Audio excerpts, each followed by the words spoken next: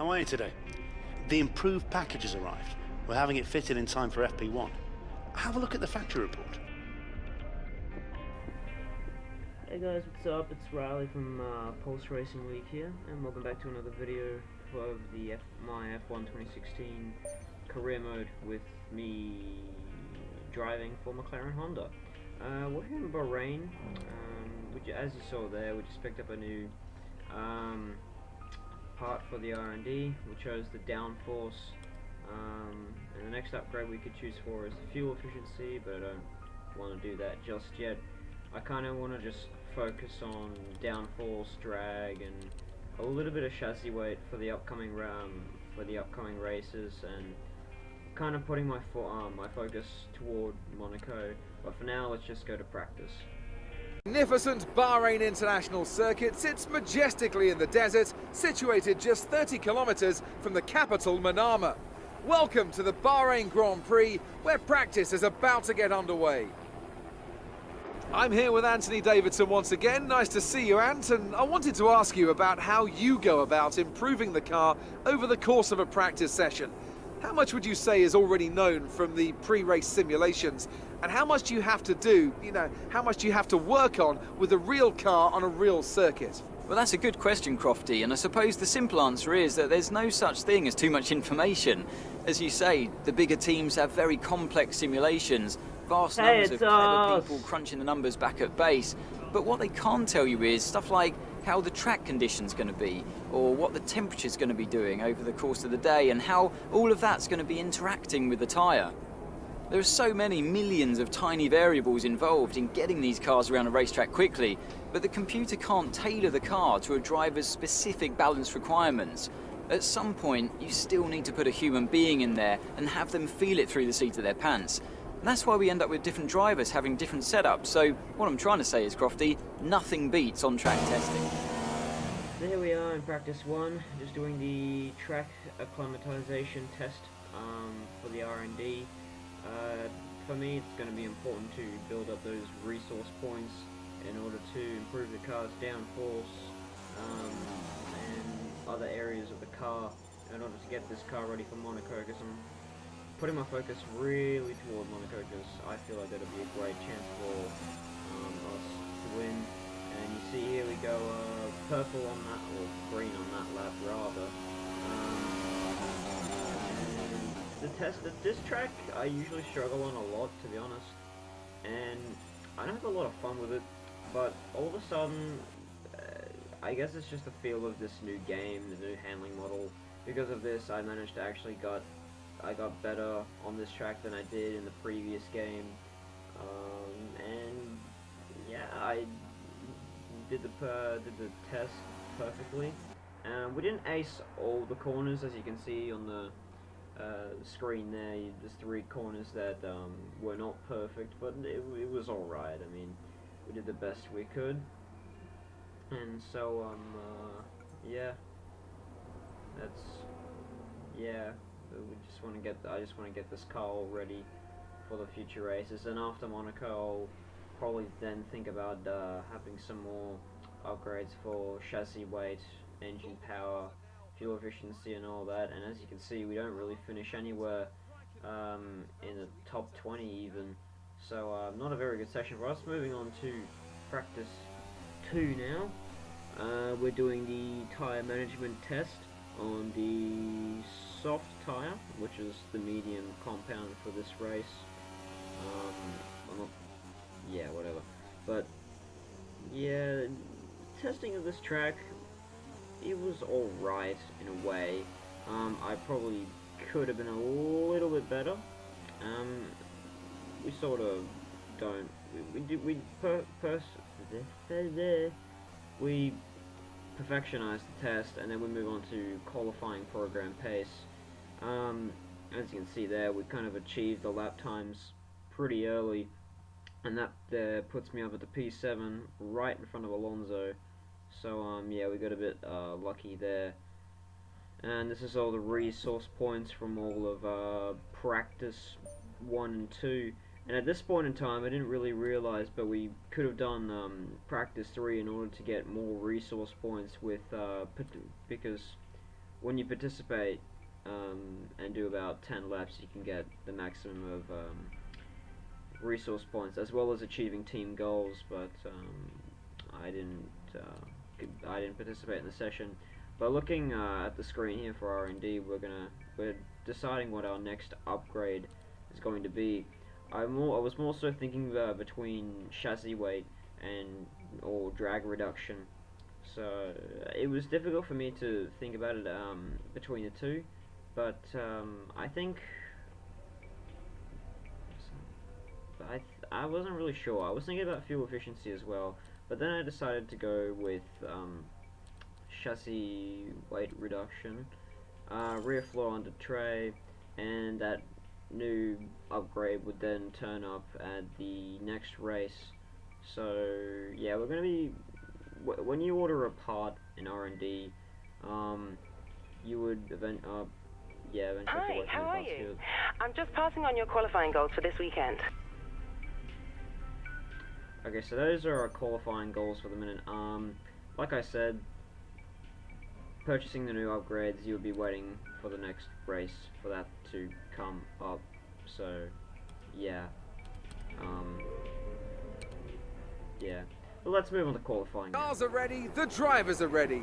We hope you're ready as qualifying is about to begin here in Bahrain. When it comes to getting lap time out of this circuit, it's traditionally been about maximising top speed.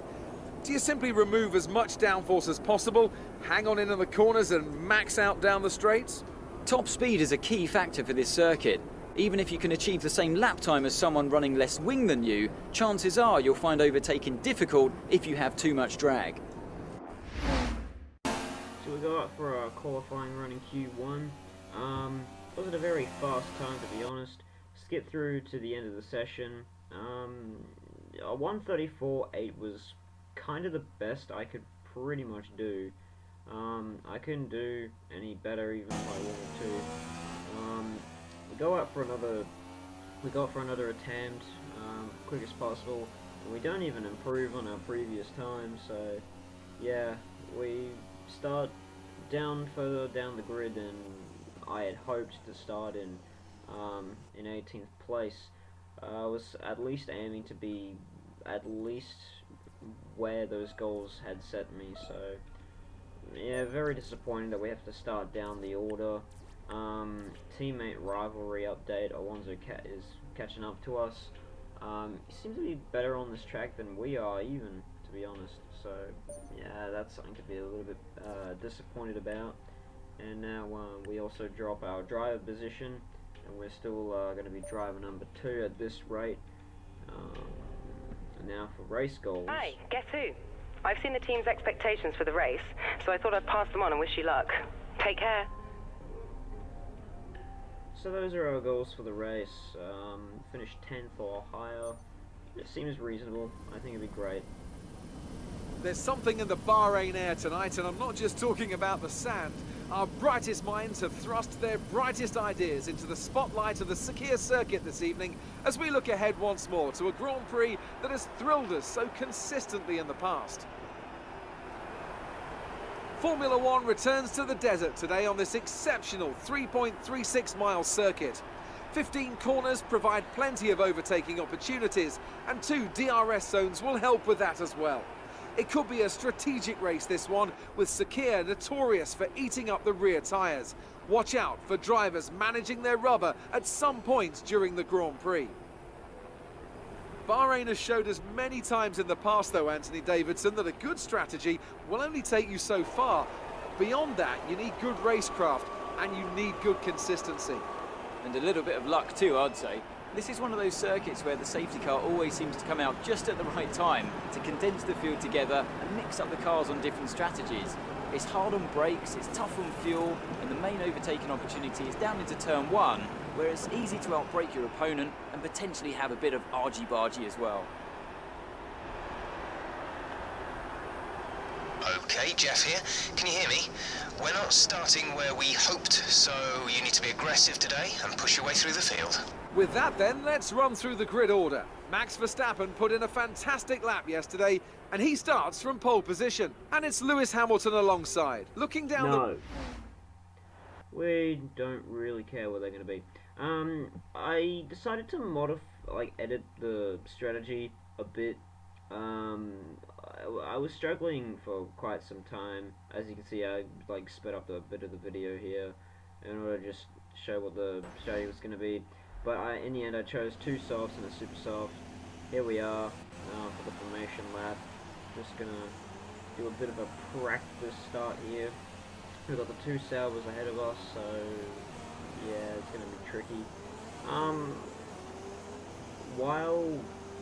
Before heading into the Bahrain on my career mode, I decided to do a few practice starts on the quick race mode game mode, so I could get better starts.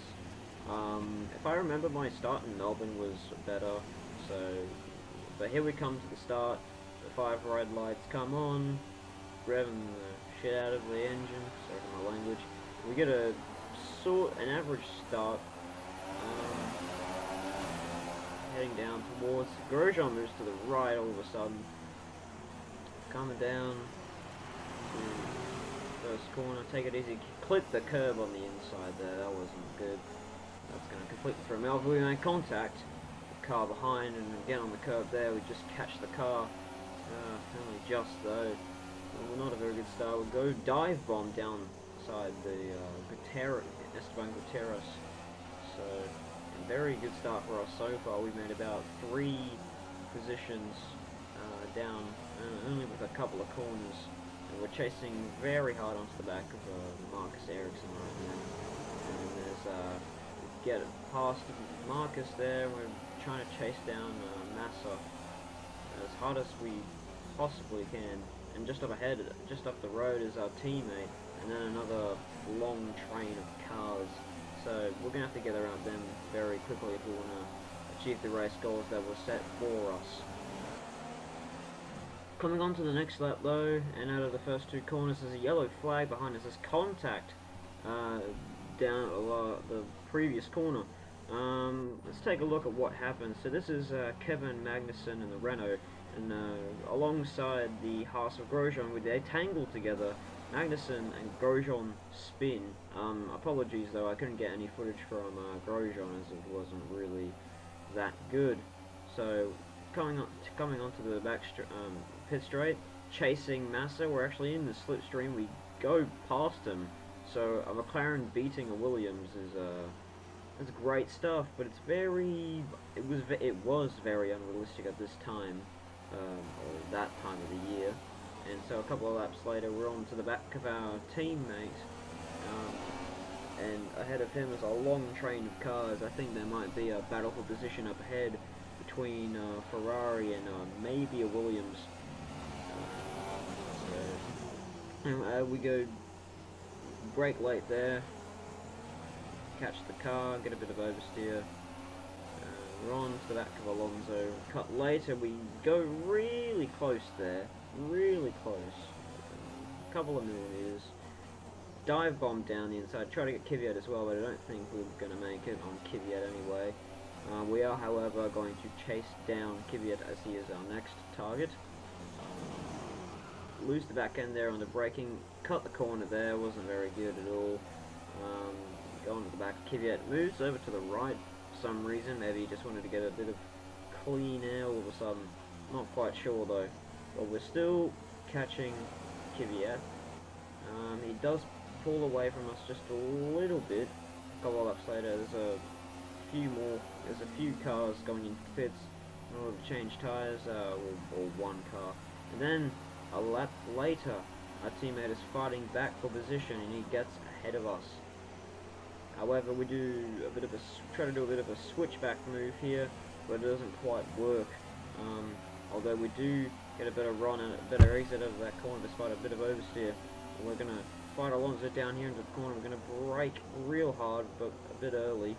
We go up the inside and get the position back, catch the car on the curb there. And as you can see, I have the tyre status on my my HUD, and it's indicating that the tyre wear is at 40% or around about there. So around this time I was thinking about changing my tyre strategy, thinking about going into another set of soft tyres, and so eventually we come into the pits, only just slow down enough in order to not get a speeding penalty in the pit lane. We really don't need that at the moment if I want to score some decent points for the team. So we come into the pits here in lap 15. I chose to go on a set of super softs, so I decided to go a bit aggressive. So it was a bit of a slow pit stop, 3.4 or 2.4. I'm not really sure that my screen's too small. I'm recording this on Windows Movie Maker, which is pretty terrible. We come out of the pits here, just ahead of Sauber and Marcus Ericsson. We're behind a lot of cars. A lap later, we get behind Kevin Magnussen, in the Renault, closing up on him here. I'm going to go for a bit of a diving move up into this corner with no name. We get the move done though, and yeah, a small step of oversteer. And a couple laps later, we catch up to the back of the Manners, Wehrlein and Harriento. And we're just going to take it a bit smooth. We get a bit of oversteer on the curb there. Yeah, I don't know, well, I was perfectly fine in practice and qualifying, then all of a sudden I just couldn't get the rhythm despite having the racing line turned on, because I hardly even know this track. Probably the track I do know most is probably the really fast and speedy ones like Monza or Spa. But then Wehrlein pulls over into the pits. That means we got slipstream and DRS from Harriento up ahead, and we are indeed catching him a lot. We brake really late and only just miss him there. And then moving on, a couple of corners later, DRS, high revs, trying to get ahead of Harriento here. We're getting the slipstream. Are we going to go for the move here? Yes, we are. Not a bit of a dive bomb like last time, but Harriento completely gives up the position to us, while we have a lot of oversteer there, pushing the car a bit too much. And then, what do you know, a couple of laps later, we have our teammate right behind us, we're fighting desperately for each other's position. He is going to have DRS and slipstream. I move up to the inside of the hairpin here, come over and block him on just a bit of a cheeky block. Brake real hard, real late here, a bit of oversteer, got too eager on the throttle. Here we get a better run of the corner, and coming to lap 27 now. Alonso still on the back of us. He moves over to the inside line. Is he going to get us? We go wide, we give him room, although no, he's backed out of it, and we get out right out on the curb there, which is not good, because we don't really need that. So he's still going to be fighting very aggressively behind us though. Coming on to lap 28, we're approaching the fast left-hander that has a harsh braking point, and we get out on the curb. We lose the back end now. We have a lot of oversteer. We lose the rear end of the car. We hit the side pod of Alonso. We're out of the race. We have broken our front right suspension connected to our wheel. So that's a huge embarrassing mistake for me personally, and not good. I think the team boss Eric Boulier is going to be very cross with that. He would not be very pleased with that at all, with teammates colliding. You see there, we get out of the car, very disappointed. That is race over for us. That is a DNF. So not a good result for us. And Fernando Alonso finishes 12th in that race, and we are 10th in the driver's standings, so we're only just above our team expectation to be in the points just by. So not a very good race for us. Resource points earned, yeah, not very good. And a rivalry, Alonso has definitely come up the ranks, and he's now. Oh well, no, we're drawing. We're tying in the rivalry. So yeah, Alonso's a good driver, so I know he's definitely going to be a tough one.